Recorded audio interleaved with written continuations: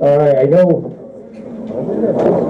we already thanked everybody for coming. TJ really appreciates all the effort that everybody on this team has put in for events like this. Both of us realize that it's everybody putting in an effort that makes this club so much fun. And it's very special that so many people participate and help out. So I'd also like to say, if we could, TJ has worked really hard yet again this year to kind of keep the club together, come up with really good speakers, and if we could give a round of applause to our president there. Thank you, TJ.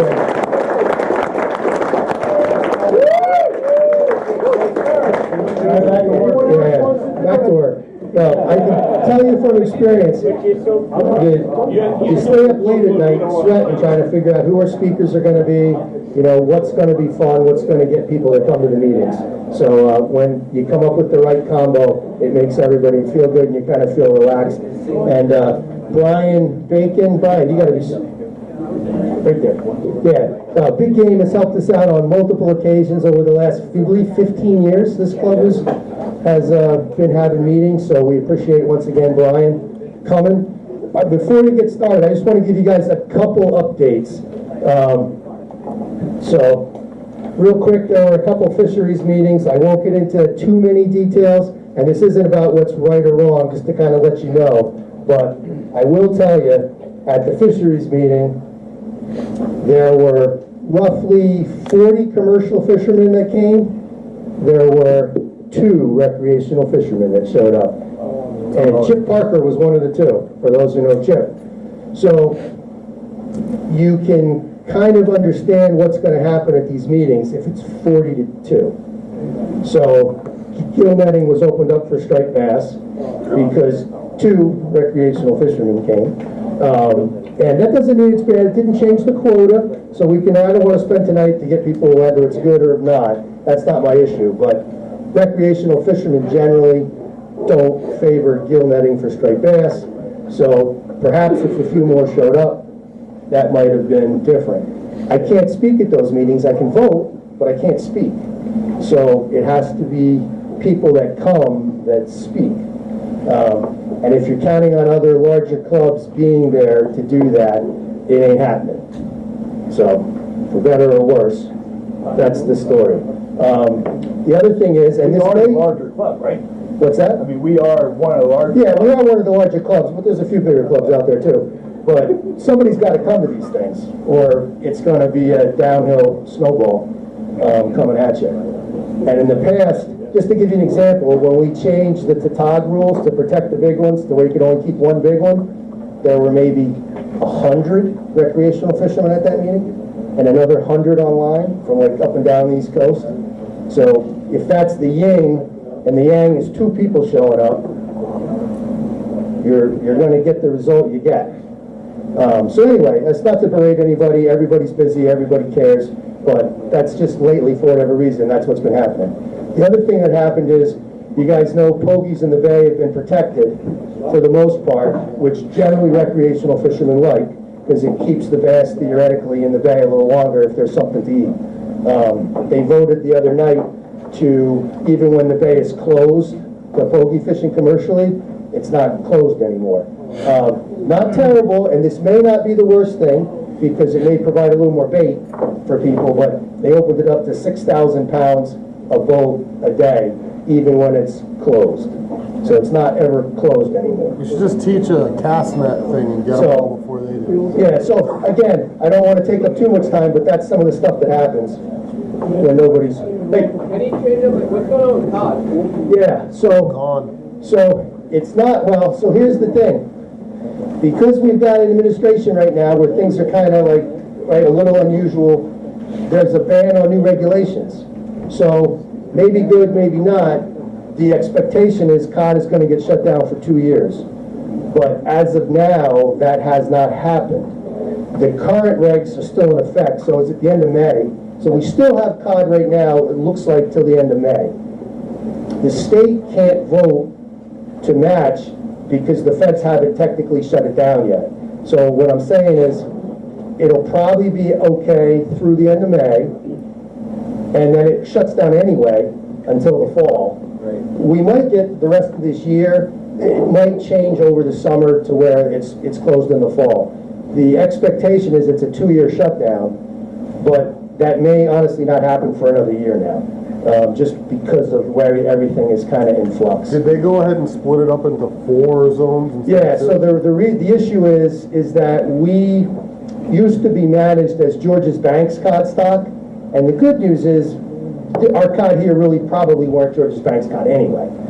And they put us in with New York State, and I think Connecticut, and the issue is that may be good in the long run, because we're really not George's Bank stock genetically, but it also means that for the moment, there's not a lot of cod. If you look at the historical data, compared to now, there's not a ton of cod. So in the short run, they want to try to shut it down. My frustration, you guys know, is that if we're going to ask recreational anglers to protect cod, maybe it wasn't a great idea to blow up Cox's Ledge, putting in turbine bases. Oh, no, it was a beautiful idea. But, so that was the only argument, right? They're gonna ask us to protect the cod, which I'm not against. Frustrating that the same people asking to protect the cod might be blowing them up. But we'll get there one day at a time. So, the other thing is, for what it's worth, cobia got changed too. There are not a lot of changes this year. So the good news is, your fluke's the same, your striped bass is the same, your sea bass is the same. None of those are changing anyway. There is talk to force you to measure striped bass differently. I voted against that because the feds are going to come out with new regs within the year, and we didn't know that the state regs were going to match what the feds come out with. So rather than have our own set of rules and then in 6 months have to undo them all and change them and publicize a third change, we just figured let's just let the feds do it, and more than likely next year we'll match whatever the feds come up with. Is it typical tail not straight right now? It's right now, it's however you want to do it, which is the problem. You can get 2 inches difference depending on if you squeeze the tail together, it makes it a little longer. If you widen the tail, it makes it a little shorter. Yeah, you can get a 33-incher to be 30. The problem isn't people squishing the tail to make them longer, it's people widening the tail to make them shorter. That's a problem. So it's going to get fixed, but I didn't think it was worth Rhode Island having its own regs and then finding out like in 3 months it's a total different set of rules again. So for the moment, it is what it is. If you can get it in the slot, it's in the slot. That's what it is, but what is it? It's any way you can do it to get it within the slot right now. No folding it over. Well, other than cutting the tail. I mean, you can't trim the tail. The other thing, I think everybody here knows this, right? I don't want to take too much, but when you measure a bass, it's not wicked tuna, right? The tape, you guys, hey, in the back there. Hey, just, everybody knows, I think it's not wicked tuna, right? You gotta measure a fish underneath. The only fish that get measured on top are like big game, like sharks and tuna. HMS permits. Right, HMS permit stuff is over the top of the fish, so a fatter fish technically is longer. But in all recreational fish, the tape is underneath. So, all right, I think that's, oh yeah, cobia. No, there's bonito and Albie trying to get those. Right. Yeah, so Massachusetts had some changes. Rhode Island didn't do any of the hardtail stuff yet. So Rhode Island rules, it's Rhode Island rules. The striped bass is what it's always been, no change. Not always, but what it's been for the last year. The only other change, which maybe would matter, Daff, what you got? This is a really dumb question, but are you supposed to measure anything that's not tuna with the tape measure underneath? Or sharks, anything that's not HMS permitted. Sharks are over the top too. The other thing is cobia, because they put us in with Virginia. Virginia to Rhode Island is one management group. The big push is to try to change that, because Virginia all the cobia right now seeming like are in Virginia. They've overfished their quota by literally like 250% 3 years in a row. Because they stuck us in with Virginia, our cobia limit went from 1 at 37 to 2 at 43. And that's fork length. That's a big damn cobia. It's like 30 pounds, 28, 30 pounds maybe. Right? Sounds like Big a fish. Westport. Who they're thinking is going to get 2 in one day? I mean, I guess if a whale shark comes by and it's stacked with them, maybe. But Greg, you got one. But yeah, one, not 2 at 43. The guys in Long So- Island didn't think it a few years ago, and now they're seeing big groups of them. Yeah, so we'll see, but the answer is it's 2 at 43. That's a fork-length fish, right? Not the tip. That's the fork. So it's like a 46-inch cobia. It's a big-ass cobia. But you can thank Virginia on that one. So, all right, that's it. I don't want to take up too much time with the regs, but I would really encourage people to come to those meetings if you care, or talk to your larger clubs if you think they're representing you and try to get them to show up. How do you know when these meetings are and where they are? So the meetings are always at the University of Rhode Island Bay campus at the Corliss Auditorium. They are live and they're Zoom, so you don't have to go. You can be home on the computer. And there is, if you go to the Fishing Game website, there's a calendar, and it will show you what days. There's 3 meetings every year that count. There's a workshop where people spitball ideas. There's a hearing where the public gets to speak a whole lot about which idea they like of the ideas that were proposed. And then the third meeting is the vote, which is the one that just happened. So there's 3 meetings in sequence. Each one's about 4 weeks apart from each other. Those are the meetings. If somebody can go or go. I used to go to all the club, but there's definitely people that can go. But I'll try to remind people in our club because it's over the winter, so we are meeting. Doc. Just to be clear, we can measure the striped bass either way. So, not on top. You can measure the striped bass tail any way you want the tail. Fish tail or open tail? Open tail, fish tail, limp tail, yeah, tail it. Yeah. So, all right. So that's the regulations, give or take. Mostly, I'm happy to be part of the club again. I'm happy to see so many people here for our 15th year. And I'm even happier to introduce Captain Brian Bacon, who's going to talk to us and give us some education and entertainment tonight. Maybe like the $5 a year. Thanks for listening to my regulation. Thank you, Greg. Thanks, guys. Thanks for having me, and thanks for the IT guys for figuring out my computer issue. Much appreciated. So we're gonna, guys, we're talking about tuna fishing tonight. Really, it's such a broad subject. Really, if you want to talk about tuna fishing, really go into depth, we'd be here for 2 weeks. So I kind of narrowed it down into a couple things. What a lot of people are doing now. The bluefin have been coming in closer and closer every year, and pretty much, most anybody can get out to them. So we're going to talk about jigging and chunking for bluefin and yellowfin. But while we do this, guys, if anybody has any questions, outside of this topic, whether it's trolling, canyon stuff, feel free to shout it out, and I'll answer it the best I can for you.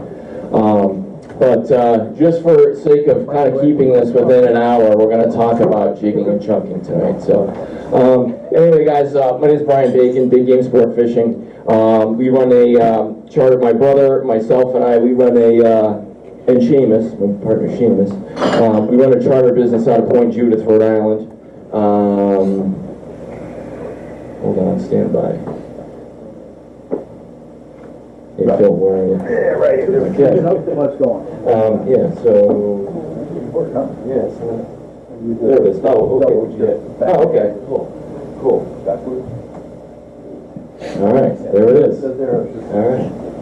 Okay, so we run a couple boats out of Point Judith, Rhode Island. We have a 53 Ocean, a 50 Viking. Between my 2 boats, we're offshore 225 days a year. We usually start charter tuna fishing middle of June, and we'll go through middle of October, or as long as the weather and the bite holds out for us. And we target them, we jig and pop, chunk, troll, live baits. We kind of do it all.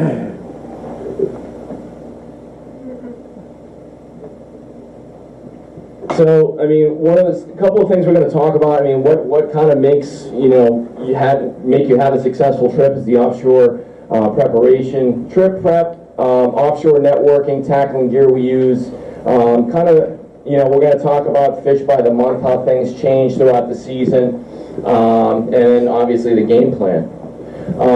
So obviously this time of year, guys, literally as soon as I'm done fishing for the year, I take inventory of all my gear. I break everything down. I take everything off the boat. One of the reasons why I take everything off the boat is I lie everything out and I see what I have. I take a look and I see what needs to be re-rigged. I take a look and I see what we need to order. Because a lot of times, back, about 10 years ago, we would leave all that shit on the boat. We'd go buy all this stuff and I'd have it all on the boat, and then you buy it again. And then I have like 20 spools of fluoro. I have like 10 more spreader bars that I didn't need. So by doing that, you can kind of take inventory of what you have and you know what you're going to have. Look at your bars, reskirt all that stuff, all your chains, see what you need for jigs. If you leave all your jigs in like a tote or a box over the winter time, if you don't take them out, they're just going to rust to hell, and you're going to just pick them out. And I've been there, I've done that. So I kind of learned by doing this over the years, just to kind of do this stuff at the end of the season. You're also going to preserve your gear by doing that too. Okay. So now's the time to get organized. I mean, as I say, guys, I mean, really, so we were done tuna fishing pretty much early November last year. That's when I started all my tackle stuff. The good thing about doing that too is if you order all the stuff like pretty much in the fall up until I want to say January, you're able to get stuff. If you wait too long, if you wait until now, if you're trying to get bars, if you're trying to get jigs, if you're trying to get line, a lot of these tackle manufacturers, they're going to be out of stock. Especially now with things coming from overseas with the tariffs, if you waited too long, you're going to pay a little bit more for it. So do that stuff at the end of the fish. 80-pound leaders, they're 12-foot, 80-pound leaders for the jigging stuff. With the popping stuff, I'll shorten it up a little bit, otherwise you're going to have like 10 feet of line where you're trying to swing. The knots we use are primarily FGs, from the braid to the fluoro, FGs, and occasionally we use some Albright knots as well. So this picture's been floating around for a while, but so we do a lot of the jigging stuff. It's a lot of fun. I'm sure a lot of you have done it, and then those of you haven't, and I was talking to these guys over here before, if you've never done tuna fishing, if you've never caught a tuna fish on a jig, once you do, or like really on a spinning rod for that matter, I mean, it's going to be the only thing you want to do. It's awesome. I mean, it's just to feel the fish just screaming off the line like that. It's a total different fight from catching it on trolling gear. It's a lot of fun. There's another shot. So some of the other stuff that we use LT Marine harpoons and gaffs, 10-foot two-piece. We use 200 feet of quarter-inch line attached to a polyball. Gaffs, we have a 2-inch hook, 4-inch, 8-inch, and every gaff really has a different tool. Obviously, the smaller ones we use for mahi, bluefish. The bigger gaffs we're going to use for larger tuna. We use dock lines for tail loops. So getting into the tuna fishing, guys, as I mentioned before, there's a million different ways to target, a million different ways to do it. So in New England here, we kind of start going out looking for the bluefin early June, and I generally start tuna fishing middle of June. So around June 15th, 16th, like right after Father's Day is kind of when we start charter fishing. So obviously I want to make sure that we're going to have a good tuna fishing bite before we go out there, before I have paying customers. And every year is different. Some years they show up earlier. Other years, like last year, we didn't have any good midshore stuff till middle of July. We were running to the canyon a lot early. Or the guys that wanted to do the midshore stuff, I didn't bring them. We went bass fishing or we did something else. But every year's a different year. Last year, we had a ton of bluefin tuna. Most of the fish were like 34 to 36 inches. And you had a handful of overs that were mixed in. Most of the overs were anywhere from maybe 59 to 65 inches. In years past, the year before that, most of your bluefin were about 55 to maybe 65 inches. So every year is a different year. And I always say to myself, oh wow, if these fish come back next year, we're going to have like, 75, 73 inch fish. We're going to be, catching these things. But we didn't have this class of overs that we had the year before. We had all the smaller fish this year. We did have some overfish that were mixed in, and certainly a lot of giants as well. But every year is a different year. Just talking about the giant fishing, guys, I don't do a ton of giant fishing because I'm a charter boat. My clients don't really want to do it. If I go giant fishing, we'll do it maybe twice a year. But we mostly target, the wreck fish. So early season, what are we looking for? We're looking for, sharks, water temp, bait, anything out there, that's going to kind of give us a sign of what's going on, where we can find some tuna fish. So early season, the past, I can't believe I'm going to say this out loud, but the past couple years, CIA grounds, Butterfish Hole, Habs Ledge, early to mid-June, there's bluefin in there. The whole Cox's Ledge thing, now that the wind farm's there, that kind of sucks. I burnt a lot of fuel early season this year, just kind of doing like the Great Loop. We did have fish early this year that were down by the Ranger. They were all real small bluefin, like 30 to like maybe 34 inches, but there was a ton of them. Good troll bite down there. And then I think that algae bloom kind of ruined that a little bit until a lot of those fish kind of pulled into the gully. But early season, a lot of the fish were on Habs Ledge, which, if you guys aren't familiar with that, it's really not on the chart, but it's kind of over in this area over here. It's just a contour line that runs south of Montauk. And we had them in there early. We had them in there pretty much. Oh, thank you. Wow, all right. Wow, all right, technology. All right, so pretty much in here, guys, this whole Habs Ledge area was lights out. There were fish in there early. There were giants in there early. Then the wreck fish moved in. CIA grounds, there were some fish in here. And of course, the gully guys, this area, the gully Tuna Ridge area, this was lights out all season, every single day. I mean, the guys that fish there, you guys know, I mean, it was lock and load every day. I did do some exploration trips, kind of south of the wind farm and moved over here. There were a couple days where I did see some surface action down around the claw early. Couldn't get any bites. For whatever reason, they're feeding on micro baits. I didn't get a sniff. But that's kind of June. Were those big fish when you saw the surface feeds at the claw, or were they wreck fish? They were wreck fish. Yeah, I had the same thing happen on 2 trips. Yeah, same deal. They were all, that 34, 36 inch I had them fish. right into the boat. And I went through all the stuff. Yeah, it was weird. I couldn't get a sniff. Trolled, stopped, dropped some jigs, just nothing. Yeah. But that's how it goes early season.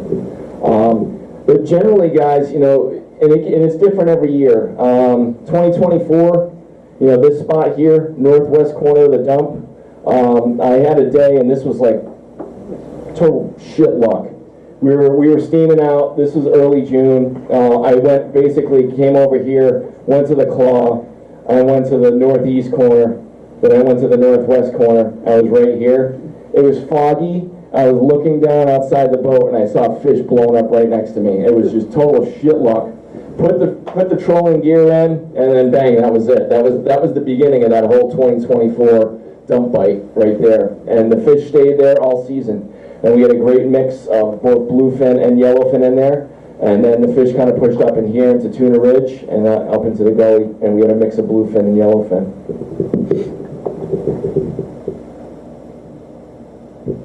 So if you see this is a school of wreck fish. This was 2023. So these are all like 50-inch fish, but that's what a school of tuna fish looks like under the boat. And you can see right here, this is the jig streaming down through the school.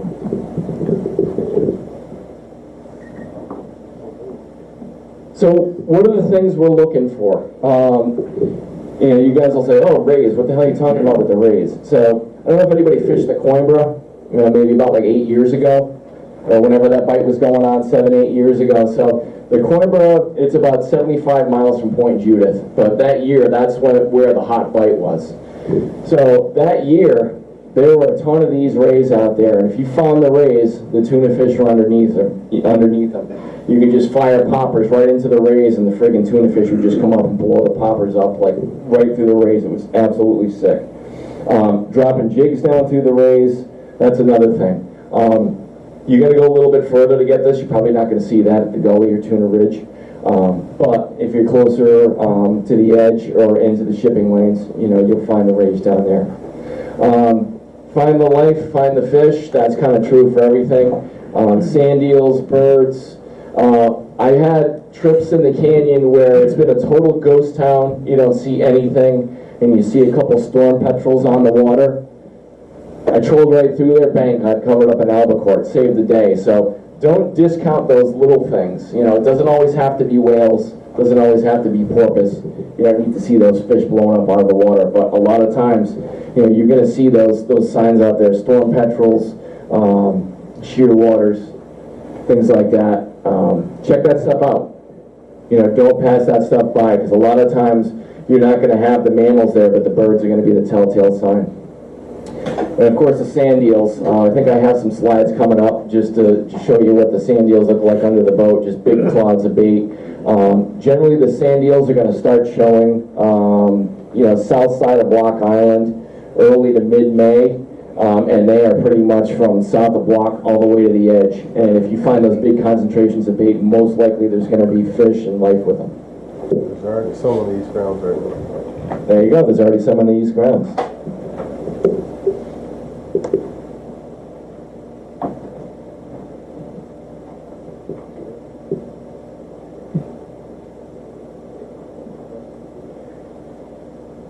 All right, so going to talk about just baits for a little bit. So this past year we didn't have a lot of squid around. Most of the baits that we fished this past year, there's a lot of mackerel around. The north end of Block Island was absolutely loaded with mackerel, pretty much from end of May all the way through October. You can go out there, load up on your max.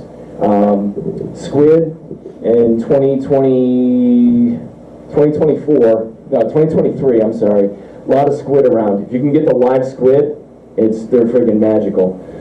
So a lot of times, like the squid on my sounder, I use Simrad stuff. They look like little, almost like wisp, for lack of a better term, little wispy ribbons on the bottom of my screen. And a lot of times the squid are going to be kind of hanging towards the bottom. Sometimes they will be mid-water column, but a lot of times they'll be on the bottom. If you see that stuff, drop some squid jigs down. If you're not sure what it is, like have everybody on the boat drop some stuff down. Drop some squid rigs, drop some sabiki rigs, drop some baits down there with some squid on it.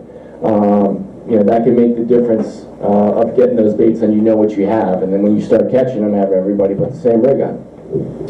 So with the squid, guys, usually what we'll do is I'll hook it right through the mantle, you know, almost on the tip, like right there. I'll send that down. Depending on where your marks are, you can set your baits, you know, wherever you mark the fish, or a lot of times if you want that big over, literally like 3 to 10 cranks off the bottom. I'll send it down there. I use a 25-foot, 80-pound fluoro leader with just, you know, a 6-0 hook. You don't need anything special. Depending on how fast you're drifting, whether you're getting pushed by the wind or the tide, I'll either use anywhere from maybe like 12 to 18 ounces of lead. And once I feel it hit the bottom, just crank it up 3 to 10 cranks and just let it sit there. Put it on a balloon, get it away from the boat, and you're fishing. Same thing with this past year. There's a lot of whiting around. We were getting the whiting, just dropping it down sabiki rigs. I would just tip the sabiki rigs with some squid. You catch the whiting. And with the whiting, they're not the hardiest bait. So when you feel that you have the bite, really gingerly bring it up slowly, because a lot of times when you bring it up too quick, they're just going to die. And if you put them in the live well, if you just try and like rehook them and put them back out, they're dead. So really treat those baits with care. But this past year, bluefin were all over the whiting. We did really well with those. Same with the mackerel. Mackerel is a little bit more of a hardy bait. You can bridle them. You can set up a bridle through the nose. You can hook them like right behind the eyes and the head. That works good too. And generally with all my live bait stuff, I'm usually fishing about a 25-foot leader, and it's all 80-pound test. Have you tried a hardtail live line? Have you tried a live bonita or something? I haven't done a live I thought about bonita. that this year because there's so many. Yeah, I haven't. Yeah, you tried that? We tried giant fishing where we couldn't get bluefish, but we were catching them. I caught an albie on a dock. That's how ferocious they were. And we brought him out giant fishing, and it died like instantly as soon as we put it out. They just can't get enough oxygen fast enough. Were you, tubes. TJ, were you slow trolling it, or were you just trying to live do it? No, we were live lining. No, we didn't try to slow troll. That might work, slow trolling. That's what I was thinking, that's what they do with that. Yeah, if you can keep them alive like tuna tubes. Yeah. I've been saying I wanted to get tuna tubes for like 20 years now, and I still haven't done it. Yeah, but you use That it would like keep what, them once alive. a season? Yeah. You use it once a season? though? Yeah, right, right.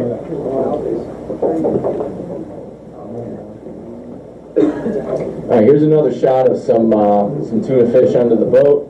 If you see this, you're there. All right, so we're going to talk about some of the things that we use just for like the jigging. Ronzi's, guys, probably one of the most deadly lures out there. The great thing about the Ronzi, so I'm a charter boat, so a lot of the people that I have on my boat, they've never done this before. So while I'm explaining to them how to do the jigging thing, you know, what we'll do is I'll throw out a Ronzi and I'll just dead stick it. You know, once I'm marking the fish there, whatever depth they are on the water column, I'm going to get that Ronzi there, whether it's right on the bottom or 150 feet, whatever it is. I set it out, and the rocking of the boat is fishing that jig for me. So I'm already fishing before I have these guys fishing. And believe it or not, 9 times out of 10, we'll get a bite, we'll get hooked up before I even have my guys fishing. So kind of make that like a rule. You know, as soon as you guys get out there, just throw the rods out while you're getting set up, because you're already fishing before you're fishing. Colors I like the gray and the pink. I do really good with those. The chartreuse works good too. The white works good here. One of the other things I'll mention, I saw this over here before. I fished these last year and they're freaking magical. I don't know if you guys can see this. The Nomad Squid Treks. These things are freaking sick. And I'm an unpaid spokesperson, and I'm telling you they work. You think they're worth the money? Oh, F yeah. F, M, yes. Inshore, no way. No, offshore, so let me tell you a little story. So, I had it sitting on my boat all year. I'm like, that thing's freaking stupid. I'm not fishing that thing. Yeah. You So I troll it like- or jig it?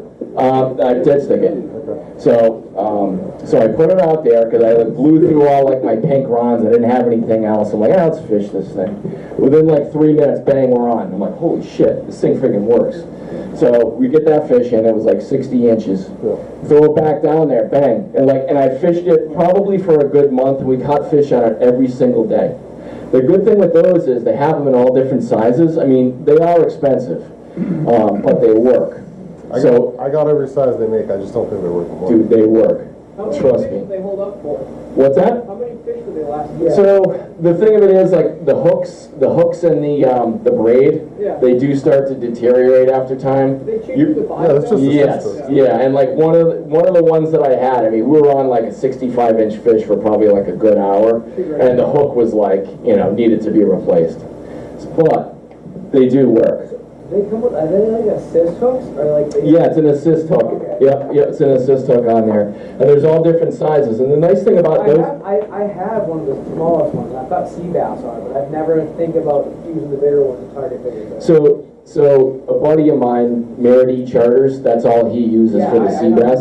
It's just expensive when the bluefish comes. That's what That's the thing. That's the thing. So yeah, you can jig with those. I've dead sticked them, and they've been awesome. They And probably slay every species if you go from small to big. You're probably I'm sure you can, and I haven't done it yet, but I've seen videos of guys online that troll. You know, guys get wahoo on them. I mean, I've seen videos in Jersey of guys catching like 50-pound stripers on them, like Yeah. big stripers on them. So. I'm sure you could.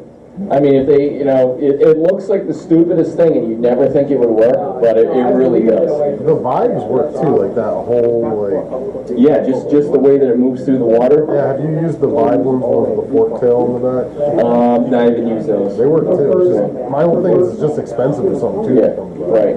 You prefer the heaviest one? So I think you want to fish it based on what you're experiencing for wind and current, because the heaviest one is like it's almost like a foot long. So I fished that a couple days and I did get fish on them. The smaller squid treks I definitely got more bites on, but you still get bit on the big one.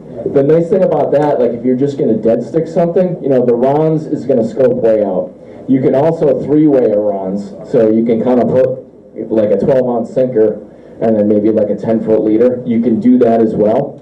I don't think you're going to have the same action as you do when you just dead stick it straight off the rod tip. But, you know, that being said, the different sizes, you can fish them according to wind and tide. And I've definitely gotten more bites on the smaller ones. But as long as the boat's moving, I mean, they work really good. And again, I have nothing to do with Nomad. I just started fishing those last year, but they work really good. And yeah, they're expensive, but they're worth the money. Are you tying to the top eye when you're dead sticking Yes. or the front? Yeah, the top. Yeah. Yeah, because you kind of want the thing to go like this. Otherwise, if you're tying to the top, it's going to be in an angle. Yeah. You know, or like I've talked to the top versus the nose. Yeah, I've only jigged them and I've caught every Yeah, time. It's just yeah. I've lost a few. Yeah. Yeah, I mean, you know, I think that's the thing. Like, it's almost like the same thing with the Rons. They get a lot of bites, but you lose a lot of fish too. Yeah. You know. But they do work really good. Any questions on that stuff, guys, before we start talking about jigs or anything? All right. So jigs, we fish a couple different styles of jigs. My favorite, and this catches everything mid-shore, bluefin, yellowfin to the canyon. Daiwa SK jigs, this color combo, the pink, blue, silver, it catches every single day. So usually when we go out there, I'll have a couple guys that are fishing this. I'll have a couple guys that are fishing like a green and silver. I'll have guys that'll fish a sardine pattern. I got my Rons out there. But I try a bunch of different colors because where most days what you did the day before is going to happen on the following day, so you can catch on the same thing. But other days, you know, it's different.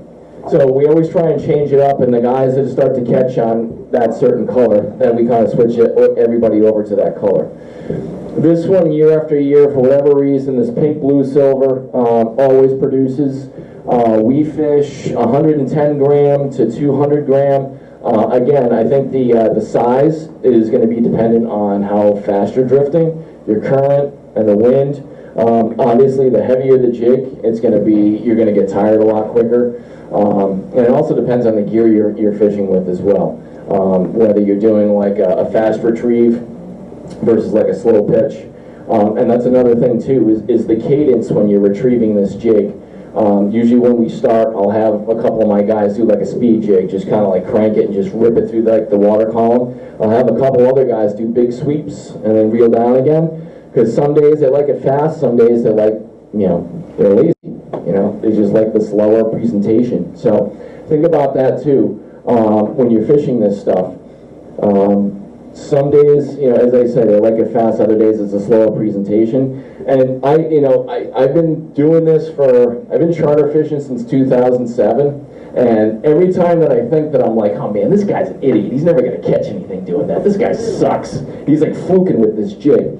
I swear to God, I learn something new every year. Guys that are bouncing it off the bottom, they're friggin' catching friggin' bluefin.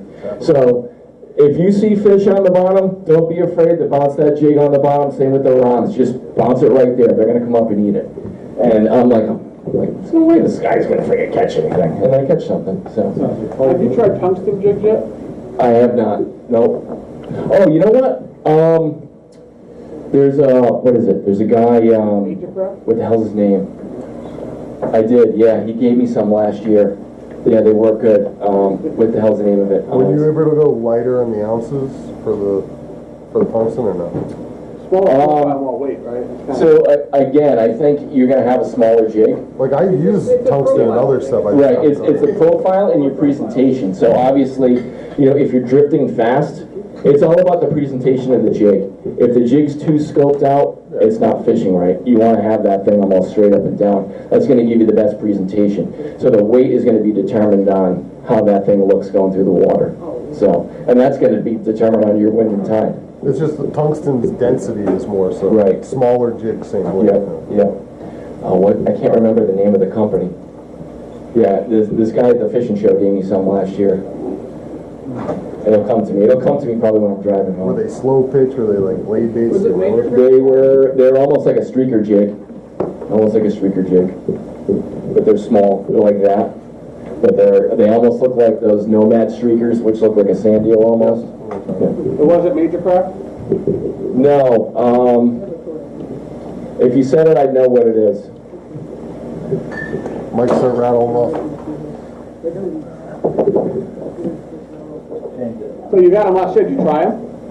Yeah, they work. They definitely work. Yeah. But you said it's based on profile, right? It's based on the profile and how fast you're going. And the thing of it is, so I think we only got 4 of them, and I split them up in between the 2 boats. And a lot of times, there's just so much stuff going on. I know we caught with them, but it's just like, I got 6 dudes down there that are just like, all right, we got one. Okay, now, on to the next one. But no, they definitely work.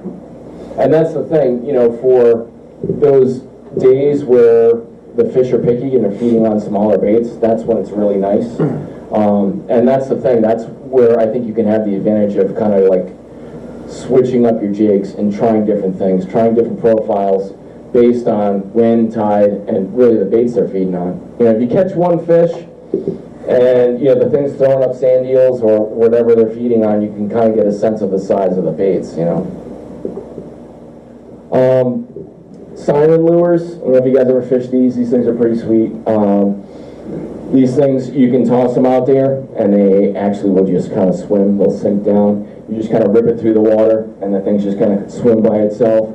You can jig these things, there's a bunch of different ways you can fish them. They're expensive, but they work really well. And then there's a bunch of different poppers out there too. We like the white, the clear, those work good. The purple, caught fish on those all work really good. Have you tried the Nomad Ridgebacks yet? No, I haven't tried the Ridgebacks. I like them. They sound just like the siren. Yeah. They swim. Yeah, those work good.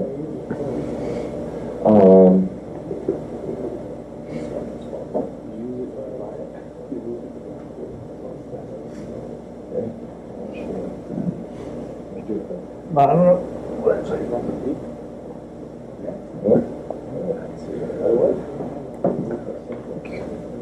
All right, here we go. So there's a million different jig lure manufacturers out there, guys. This is just some of the stuff that we use through, we're on the Daiwa Guide program, and through Daiwa we get a lot of Williamson stuff. And these Williamson Vortex and the Benthos and the Abyss, these work really good. These are heavier jigs. When you have bigger baits or if you have a fast drift, they work really good for that. The Rapala Explode poppers, those work really good, like this blue-purple combo. As I mentioned, the Rons before, and Daiwa SK jigs. Daiwa also came out with an SL jig, which is a longer profile. It's more of like, I don't want to say it's a streaker, but it's almost like a long pencil jig. They work really well on a slow, almost like big sweeps, like a slower presentation versus, the speed jigging with the SK. Have you hooked the Abyss on the belly before? I've never done it. I've always wanted to. On the belly of a fish? No. See how it's got the mid one? So we changed the hooks out on those. Yeah. So we use the smaller assist hooks because those things kind of suck. That's right. So I fished a lot of these when we were fishing at the Coin Brook. It's deeper over there. There's a little bit more current, so we needed to get down there quicker. And and I think when you talk to different people about tuna fishing, some guys like the single hook, some guys like the double hook. I think it depends on the jig when you say single versus double. I think with the SKs, they're really not going to foul on themselves. Some of these right here, like these longer hooks, you can either foul it on the jig or you can foul it on the line. Are you always fishing one end, or do you ever put assist hooks on both? Just on one. So I'll just tie like the end with the hooks. I'm just going to tie to the solid ring. Yeah. So actually this is the solid Do ring you ever right there. do a split swivel to the ring, or is it always direct tied to the ring? Some guys do a split swivel. Nice thing about a split swivel is if you want to change the jig out, you can just change the jig out and keep the assist hooks. Yeah, that's what Some of the stuff I have, Chatter Lures make them like that, where they have a split swivel on there, and it works good for changing jigs out. Jigging World makes them now. Those are the ones I use. Yeah, okay. So yeah, same thing. Very similar. But yeah, that's the nice thing about it. If you want to change your jig, you can do that. I mean, for me, I'm just changing the whole thing, the jig and the hooks, Some guys, I mean, you have more shit that's on that jig. I've caught fish with them. I don't know if it makes a difference to have that swivel on there or not. You have more stuff on the jig. Who knows? You know, some guys will tell you otherwise, but I really haven't noticed a difference.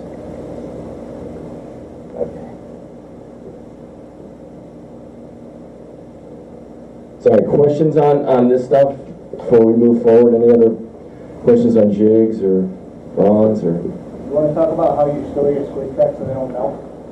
Yeah, seriously. So at the end of the day, I just put them inside the boat.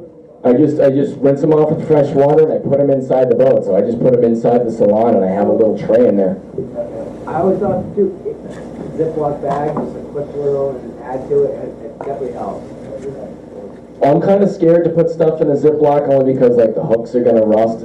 I mean, even though like we use it every day. Yeah, I know that's it. But I mean, for me, if you can leave it out of the sun, leave it in like an area where it's kind of climate controlled, that's kind of the best way to protect it, you know? It just sucks you can't mix it with anything else. I know, yeah, exactly. You touch it to something else, it just melts with it, right? There's a lot of ones out there like that. Right. Squid tracks is bad with it. Yeah. Yeah, for us, I mean, a lot of the stuff at the end of the day, I mean, we hit it with the fresh water and soap. But do you notice if you put multiple squid tracks together? I try not to touch them. So if you do put them together, they will melt together. I haven't got that far yet. I haven't got that far yet with them. They will melt, they touch other soft plastics, but they touch each other. It's the same. If you add more together, do they catch better? Like if you got 3 or 4? Yeah, it's a whole school. I don't know, it doesn't sound good. Like the government twins? That's what I was thinking, like the human centipede. So, It's okay if they're in the same material, but you mix with other materials. so, I mean, the way that I do all my stuff at the end of the day now, because, you know, if you leave it on the rods, you know, the stuff beats up the rods, it beats up the gear, and then, like, I try and tell my guys, you know, this thing has been fished all day yesterday, the leader needs to be changed, we need to check the assist hooks, make sure that nothing is chafed, we take everything off, and I set it inside, I have, like, little trays inside of the stuff that we fish, and I try not to let it touch each other. I try and keep everything dry, so it's not gonna rust, anything that's toast, we get rid of it. But, you know, to answer your question, I haven't had 2 of them, you know, meet with each other yet. Yeah, we're gonna make baby squid tracks. Yeah, maybe squid tracks. You get the 2-3 ounces, they start shooting out like an ounce.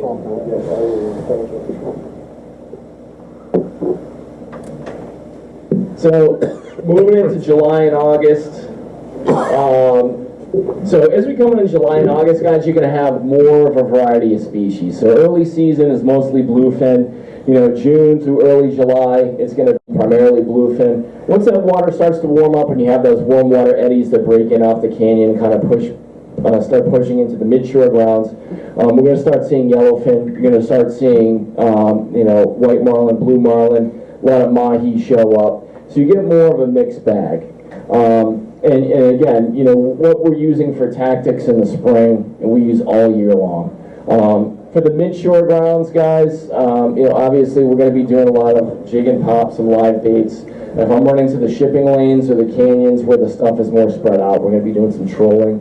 But I really think it depends on, you know, the species you're targeting and where you're going. But obviously sand eels, you're going to see sand eels all the way from the midshore grounds all the way to the canyons. You know, look for any type of structure, buoys, high flyers. You know, they had all those right whale migratory buoys, all those magical buoys that were in the canyons that pushed into the shipping lanes, and those were like a sure thing. You can go down there and you can always find something on the buoys. If the tuna weren't there, you get mahi and stuff like that. Now it's kind of we're back to fishing like we did back in the good old days, back to normal fishing. But you know, anything you can find offshore, high flyers. You know, I got some mahi off of a floating igloo cooler. Like, you know, don't pass that stuff up. Just go look at it. I mean, there's mahi on it, there's wahoo on it. A lot of the high flyers, once you get into the lanes and the canyons, a lot of times there'll be tuna fish that are just kind of like swimming around there, just patrolling those high flyers because there's bait around there. So troll by there, drop some jigs. I had a trip last year in October. It was one of the few yellowfin trips that I had where the fish actually pushed into the midshore grounds. and we did really good on the troll in the morning, and a buddy of mine was out there, and he was just going around to the high flyers, and he jigged up some yellowfin, and he got white marlin on one of the high flyers. So don't pass that stuff up when you're offshore. Stop and take a look, because there's usually life on that stuff. Did you guys find a bunch of juvenile barrelfish? Tons of barrelfish. Yeah, lots of barrelfish. Do you eat them? I haven't. Like the ones that you usually get are like this big. I caught some that are like Oh, that. no shit. Yeah. Wow. They're so slimy that Yeah, just want to I know. Yeah, I've never got one that big. Most of the ones I got are like this I big. saw big ones Hey, yesterday. hey, I like that. What's the temp when you start catching these fish? Temperature looking like on the, So for mahi, what are you looking at right now for apps? I like satfish. Satfish? Yeah. So satfish is a great app because you can it not only gives you the water temp, but you can look at a cloud-free water temperature chart. So a lot of times when you look at these charts, a big section of that's going to be blocked out. You can do. What are we looking for temperature-wise? I think it's going to depend on what you're targeting. I mean, really, you want to look for temperature breaks. I think for like the bluefin, you can catch bluefin in 58-degree water, even colder. When I start going, the water is usually high 50s, low 60s. You want to look for a break for the bluefin. Again, yellowfin. 2 years ago, we had yellowfin in 60-degree water. But then again, you can go. This past October, there was a big temperature break. It was just south of the Horns. This is in October. It was like it went from like 68 to 76. And all the yellowfin were on the warm side of that break. And it was good for probably 2 days, and then we got a storm and it was over. So I think you need to look for, the cool thing with those satellite temperature maps is it gives you a history. So you can look at your history of previous days to see, which direction the water was moving, and also previous hours. So you can kind of get a sense, okay, the water was moving, this many miles, like this quickly. This is what the temperature was. This is the break that I'm looking for. One thing I'll say to that is, by the time you save that chart on your phone, or if you print something out, or whether it's the morning of or the night before, by the time you get to the spot, the water already moved. So always be on the lookout for temperature breaks. So if you're looking for like a cold water edge or a warm water edge, when you're like 6 miles out or even further than that, start looking at your sounder. I've had days in the canyon where literally you work a temperature break, you work an edge, and that water can move 3 miles like within an hour. You can set your Garmin so that it goes off, like there's an alert. Right, there's an alarm, right. Yep. So yeah, he just said you can set your temperature or your sounder, so it'll give you, basically it'll set an alarm, so if you're looking for target temperature, it'll go off at that time. So, but yeah, I think it's going to be different every time. Productive days with mahi, 70 degrees and up. I've had days out there with the mahi where, you can roll up to all kinds of, high flyers in the shipping lanes, and it's loaded with schools of mahi. And we chunk everything with the mahi. We'll throw squid, butters. Sometimes they won't eat. When the water's too cold, they get lockjaw. I found that at least 70 degrees or up, they're going to be a little bit more hungry. They're going to chew. Wahoo, we've had wahoo in 71-degree water and warmer. So, once you get into that stuff, you get into like water temps like that, start looking for that stuff. Look for the mahi, look for the wahoo. Structure, a lot of times like the mahi, you're going to be you'll see them on top, you may have wahoo underneath it.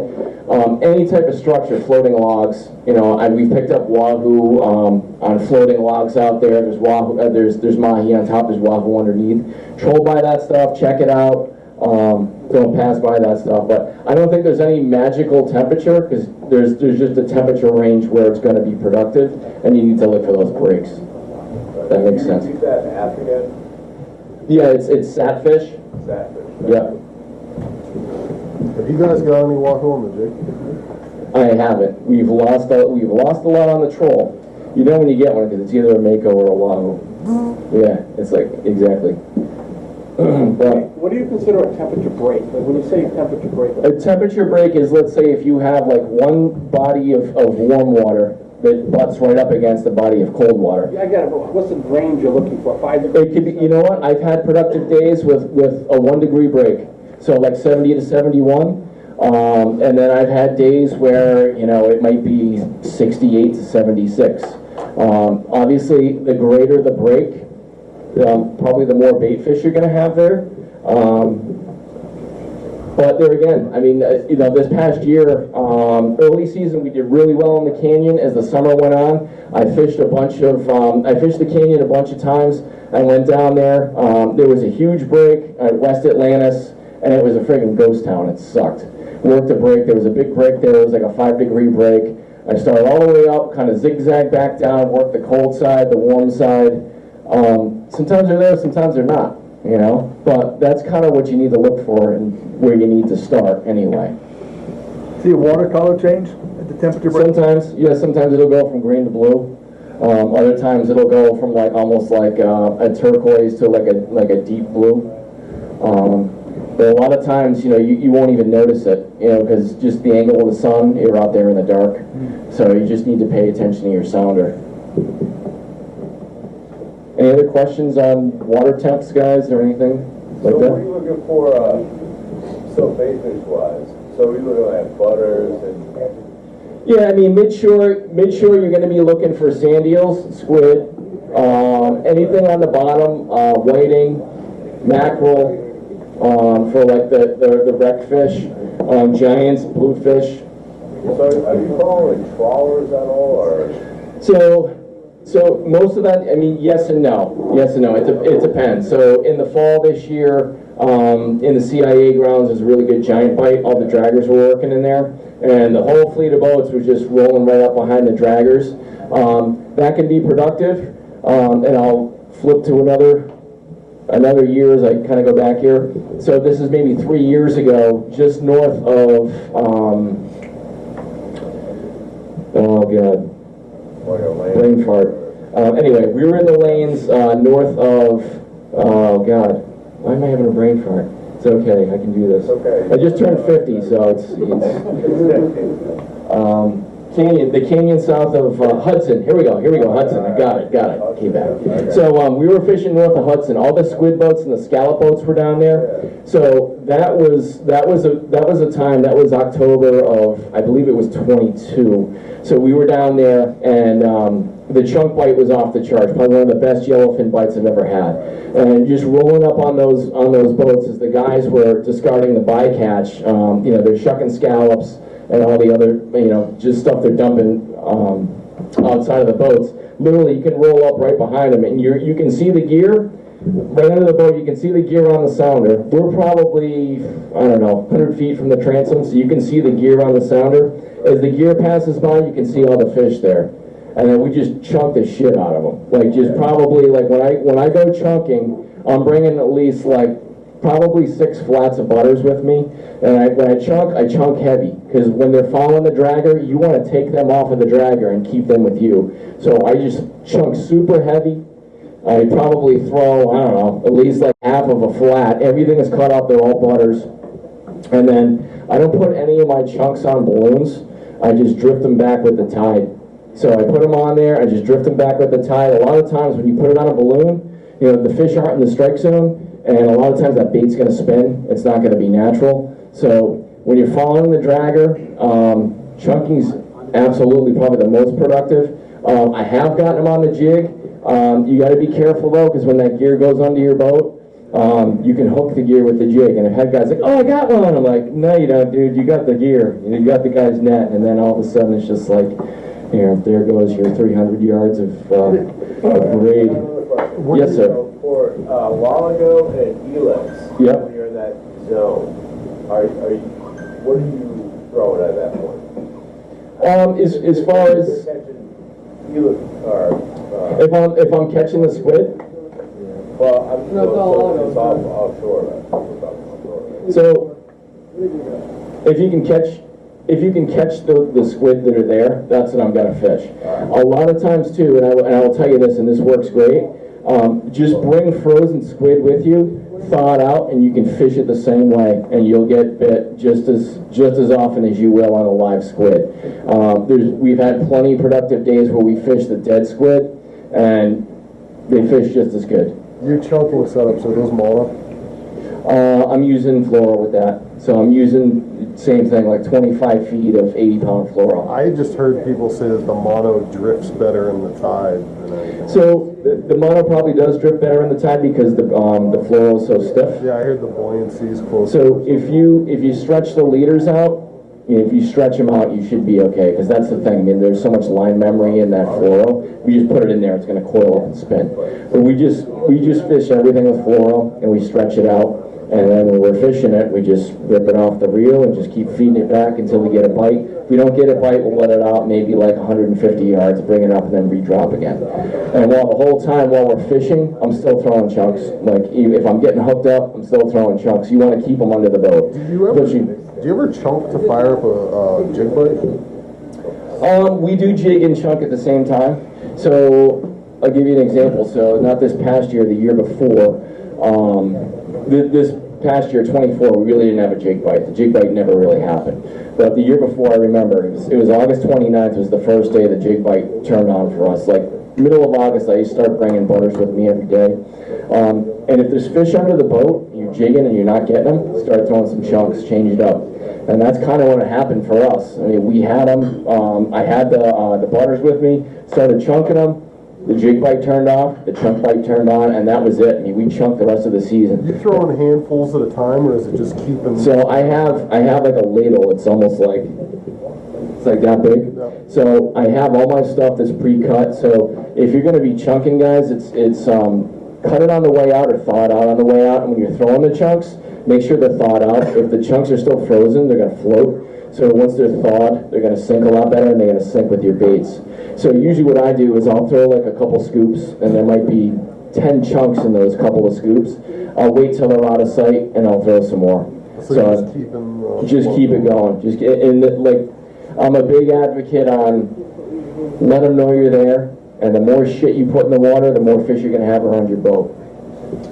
Hey Brian, when you're fishing Atlantis and Hudson, right, you're looking at like 600 before the drop-off. Yeah. Are you still, once you hit that, are you jigging at all over that drop-off between when it hits like 4K and like that, or are you just trolling over that, or you're staying on the north side of that drop-off in that 4 to 6? So once you get into that deeper water, I think it depends on the situation. Obviously, if you're in 600 feet, it's going to be difficult to get where the fish are unless you're marking within 200 feet of the boat.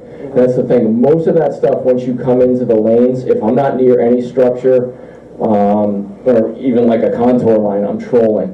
I mean, if I have surface action, obviously we can switch gears, we can pop, we can jig, but most of that stuff is trolling, unless I'm on my lobster gear, or when all those buoys were out there, those right whale observation or weather buoys that were out there, you could jig on those, and we had some awesome big eye and yellowfin trips on those. But once you get into that deep, there's a lot of current out there. So by the time you get that deep, your jig's going to be way out there, and you're not going to have an effective presentation if the jig is too scoped out. Yeah.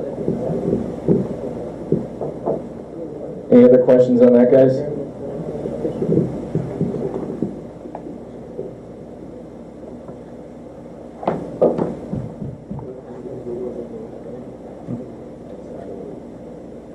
Can't believe you pointed out where it happened. Yeah, it's so big. I know. I mean, It's so big. it is huge.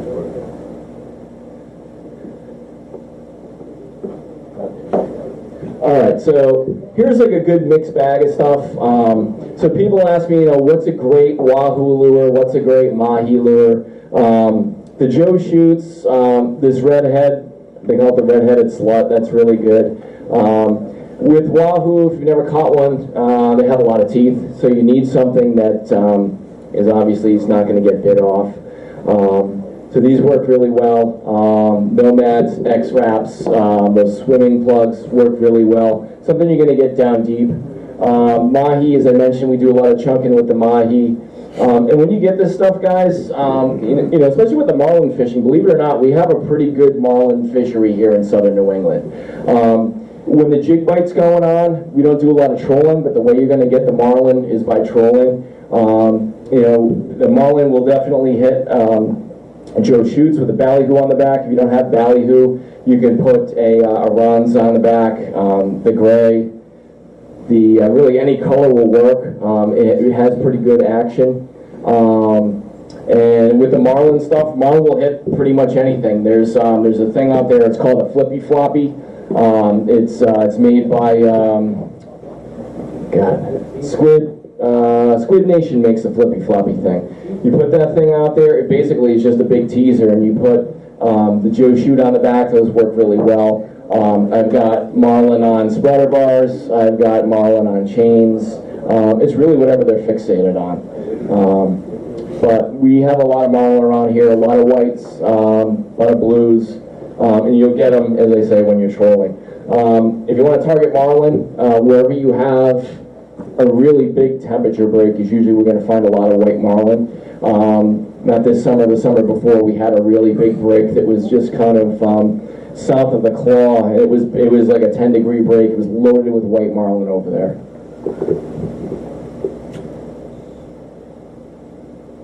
So here's some other spots.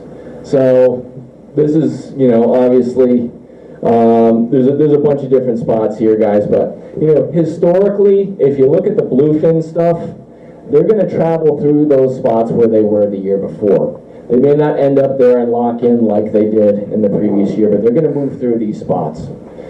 So a couple of years ago, 2 summers ago, it was the northwest corner of the dump. They pushed into Tuna Ridge, they came up into the gully. This year, early season, we had them down by the Ranger early. They pushed up into Hab's Ledge over here. There were some fish in the Butterfish Hole and CIA. There were some giants in there. There were a handful of fish in the Horns a couple days. I heard from a buddy of mine that actually did pretty good in the southwest corner of the dump with yellowfin this year. A lot of this stuff, with the wind farm being in here at Cox's Ledge, a lot of this stuff is going to change. I know a buddy of mine was telling me, we were just talking about the wind farm the other day. I didn't go over there a lot because we had such good fishing just to the west of there. But he went over there and he said the southern part of the Cox's Ledge wind farm is loaded with mahi in August. So, and he said they were pretty decent sized mahi too, almost like 30, 36-inch fish. So that's something to think about if you guys are out that way. Bring your plastic explosives with you. Yeah, that's right. That's right.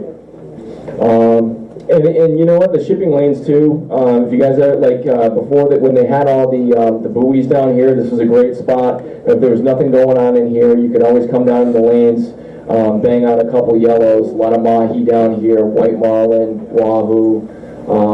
But again, every year is a different year. But just keep in mind with the bluefin guys, they're going to go through the same spots that they've been through the year before. They may not hang there, but they're going to travel through those spots. Did you see any half peaks this year? I did. Yep. Where were we? Actually, it was like early season when we were down here at the Ranger. I don't know if anybody did that flight. It was like early to mid-June. A lot of small bluefin, but I usually see them in July. And I didn't see them this year. Yep.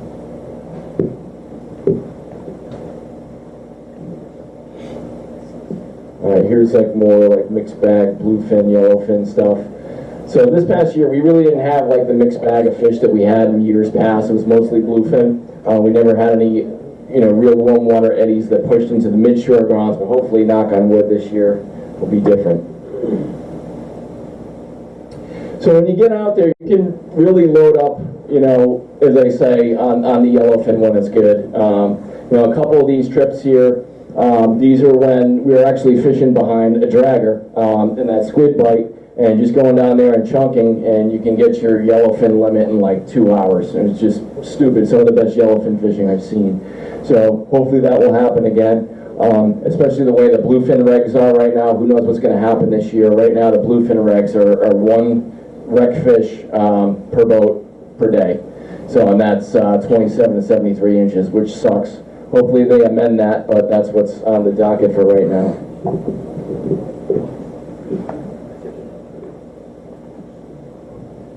So coming into August. So some of the things you look for, we talked a little bit about it before.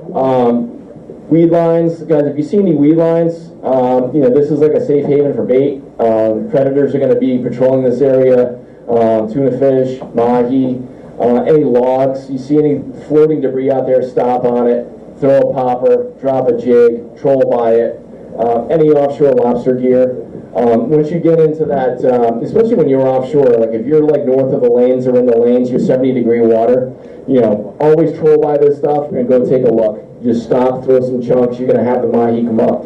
One of the things I'll say about chunking for mahi, guys, a lot of these, any offshore structure, if you roll up to it, throw some chunks and drop a jig.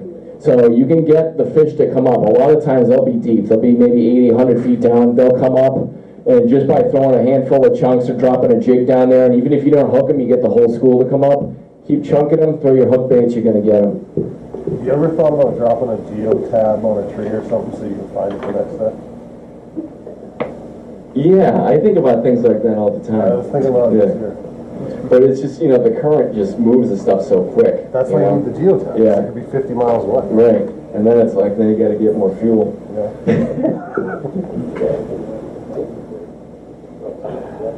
All right, so this is kind of like more like mixed bag stuff. Bluefin, yellowfin, troll jig. Every day's a different day. Don't be complacent. Just because jigging worked one day doesn't mean that the troll's not going to work the next. We go back and forth. We switch all the time. So some of the stuff we use as far as like the bars go, the nice thing about the new spreader bars, whether it's Chatter, we're using other manufacturers. The side tracker bars. You control these are great. You control them outside of basically outside your spread. You don't need the outriggers, which will really get the baits out into the clean water. We get a lot of bites out there. They make a lot of commotion. They work really well. For the bluefin, generally, the colors that work really well for us are the greens, purples, and whites. And there were some days, this past year, early season, even past season, I just trolled all green because that's all they were hitting.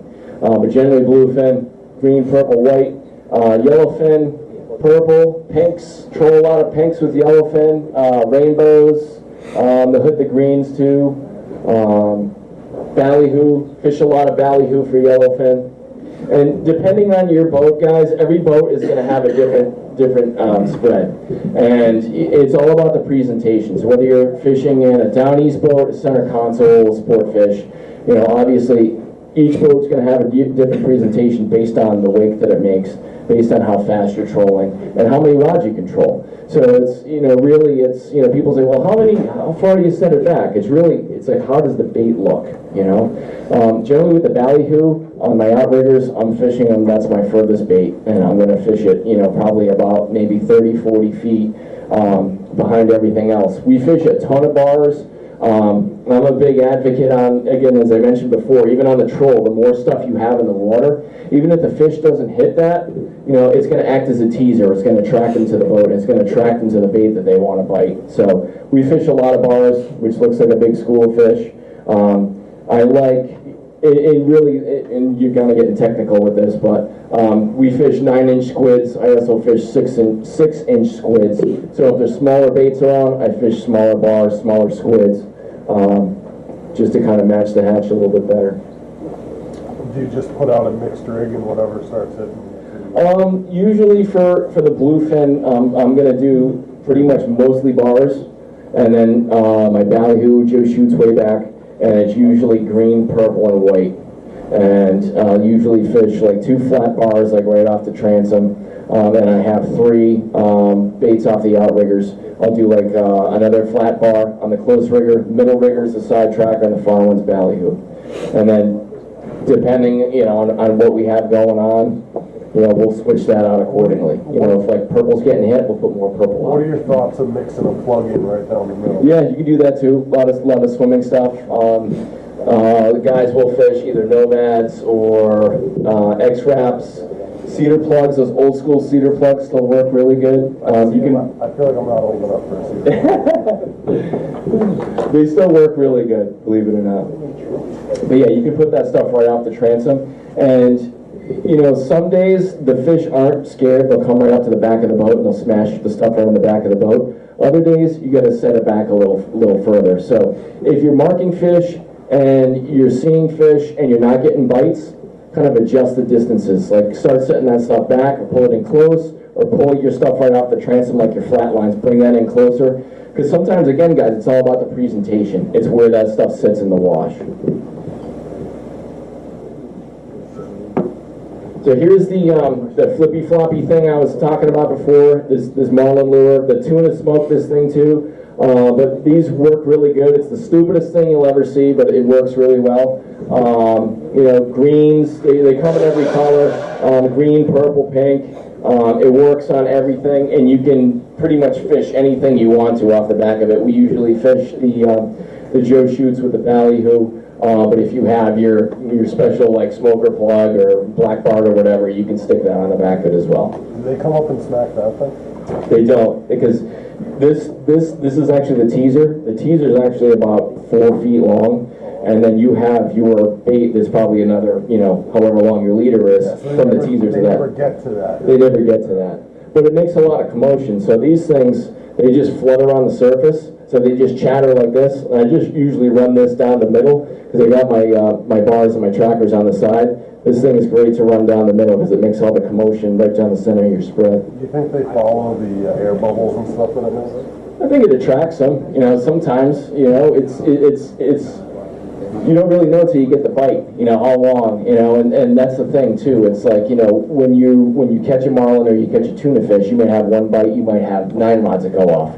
You know, how many other fish in the school were there that didn't bite, you know?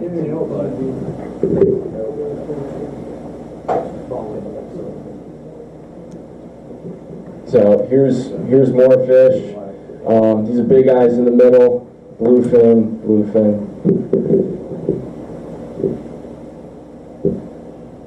And the marlin stuff. As I mentioned, guys, you're gonna get the marlin on the troll. There's a lot of marlin out there. Temperature breaks, where you find the tuna fish, there's marlin out there. We had a day this year where we were jigging for bluefin, and we did have a white marlin come up right to the back of the boat. And I didn't have any live baits, but you can get them like on a live scup. We were trying to throw some chunks, and he just wouldn't eat, throwing rods at him, but... That's real, the live scup thing? Oh yeah. Yep. Anything... Really any type of live bait, you know. But that's the thing. It's they're mixed in with the tuna fish. So if you find the tuna fish, the marlin are there. And if you're trolling, the more you troll, you're gonna have a better shot at getting a marlin. Yeah, but I had heard that to use like a 12-inch scup, cut the fin off, hook it like a shiner, and just pitch it out there. Yeah, I mean they'll eat it. Definitely. There was a day. It's a couple of years ago. I don't know if you guys know where the apple tree is south of Block Island. It's like a good fluke sea bass scup spot. So we were out there, and there was like probably 4 or 5 marlin finning on the surface. So we were like sea bass. I'm like, screw this, like all the stuff, and we get up on the trolling around. Didn't get a sniff, but then we had some scup, threw some scup out there. Didn't get a sniff on that, but they were there. So. I thought you were going to tell me a 12-inch sea bass all of a sudden identified as a scup. That's a different presentation. But no, I mean, again, the more you troll, the more you shot you have at the marlin, and they're mixed in with the tuna fish. More blue marlin stuff. So mahi. So probably the best time for mahi, we start to see mahi, you know, obviously the further south you go, fish blowing up on the water. And that was the end of that bass trip. So yeah, we had giants at the southwest ledge. They were giants in the mud hole. There were giants off of Scarborough Beach. And there were giants in the CIA grounds in here. All the while, all those wreck fish were still in the gully. So the later in the season we go, guys, a lot of these fish will kind of push in a lot closer to shore. And one thing I can tell you, Daphne, you know this guy. Can't see it from there? That's all right. So one thing I can tell you, and I love this, if there's a bite going on, don't blab about it over the radio. Like, people that just like, oh yeah, here are the numbers, and then the whole fleet goes there. So, like, you know, we network with like a bunch of different guys, and one of my buddies, you know, he can only go out on the weekends, but when he goes, he brings 10 boats with him, and they're all there on the spot, and I'm like, last time I'm telling him. Because then, obviously, the more people on the spot, you know what happens. So, anyway, it's important to network, find out where guys are getting fish, but keep it to yourself. That's Bagman, by the way. I was just gonna say, is that Bagman? You're gonna troll all black and pink, you're not gonna get any bites. You would have told the black stuff. So just to recap, guys, I'm sure you want me to get out of here. Preparation is key. Success for your trip starts pretty much in the fall or in the winter time. Make most of every opportunity. Be prepared, whether you're trolling or whether you're spinning gear. Have that stuff ready to go. Put in the work for success. If you're not getting them on the troll, switch it up, go on the jig, or vice versa. Try different things. Try catching some live baits. Pay attention to detail. Watch your sounder. 2 years ago, they wanted the live whiting. Yes. Oh my God. Yeah, we did good on the whiting this year too. Seconds. Yep. So that's the thing, guys. Catch the bait, put it down there. It could be squid, whiting, mackerel. Throw all that stuff out there. If you're getting bites on it, you're gonna catch more. So keep that in mind. Watch your sounder, watch your temp breaks. That's gonna make the difference between catching fish and not, really. Hey Brian, what's your preferred method to attaching your weight to your live bait? Like, So, do you rubber band and that stuff? Like, yeah, I'll do a rubber band. So generally, depending on how much tide or current I have, I'll go anywhere from 12 to maybe 20 ounces of weight. And I just tie a rubber band behind the swivel, so I'm going my main line to a swivel to the leader. And then I'll put the sinker right behind the swivel on a rubber band. So that way if it breaks off, who cares? Or if I still have it, I can just pull it right off and the thing gets close. And you're just marking it right on your finder and watching it go down until it's up to level. So that's a good question. So let's say I got fish at 100 feet. So what I'll do is, so depending on my rods, my jigging rods are about 5 feet. I'll just pull it off the rod and count. So 5, 10, 15, 20. Because a lot of times, depending on the tide, your bait's going to be out here, you're not going to see it on the sounder. So I'll just kind of count it out manually like that. And guys will be talking to me and I'll be like, I'm not ignoring you, I'm just counting. So, you know, if you get a sense of like how long your rod is, whether it's 5 feet or 6 feet, just kind of count it out like that and that'll kind of get you right in the zone. Is there any tips for stopping the sinker from spinning around your line? Probably if you use a longer rubber band. If longer rubber band, it's just going to kind of sit. And I would say when you let the bait out, let it out nice and slow. If you just fire the thing right down to the bottom, your leader is just going to spin around the main line. But yeah, if you use like a longer rubber band, you shouldn't have any issues with it tangling. And you know, even if it tangles back on itself on the main line, it's not going to hurt anything really. If you wrap it around like 4 times, You have to use planers. Yes, wrap it around 4 times, and planers, yes. So the planers work. So here's the thing about the planers. The planers work good, but they also create like a whining sound in the water. So you can get those baits down deep with the planers. I have gotten fish on the planers, but a lot of times I found up here, because there's so much tension on that line, it almost makes like a whining sound, and it spooks the fish, and I haven't gotten bites, because usually I'll fish planers with other bars, and I don't get a sniff. If I've just fished the planers, I've gotten fish. I've gotten makos, I've gotten bluefin on the planers. I don't fish them a lot. They do work, but it creates a hell of a sound underwater, like a whining sound. They work great down south. I just haven't had a lot of luck with them up here. Any other questions? Okay, thank you guys, appreciate it.